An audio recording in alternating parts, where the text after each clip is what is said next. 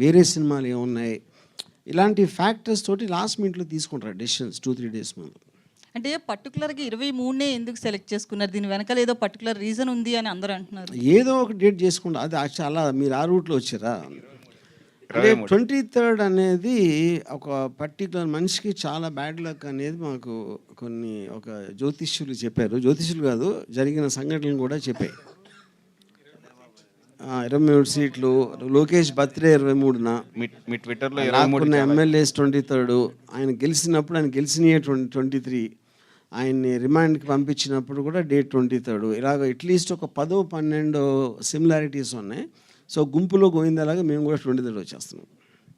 Birthday గిఫ్టా? Birthday ఎవరికి?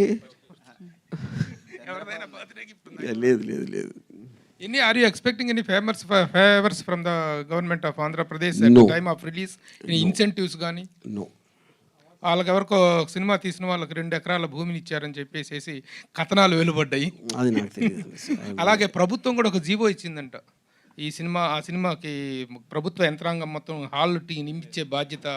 అది నాకు తెలియదు. I can't speak. నిర్మాత గారికి తెలిసేవాడిని. అది ఫేక్ అండి. మీరు ఇంత కష్టపడి సినిమా తీశారు కదా, are you expecting any favours from the government? లేదు లేదు, అలాంటిది ఏం లేదండి. మీరు స్పెషల్గా వాళ్ళ అభిమానులకి ఏమన్నా షోస్ వేసే అవకాశం ఉందా ఏపీలో? అది ఇంకా అదే ఎవరు అభిమానుకనే జగన్ అభిమానులకి మీరు తీసిన వాళ్ళకి లేదు, ఇంకా టైం ఉంది కదా, ఇంకా చూద్దాం. సో ఆర్జీవి గారు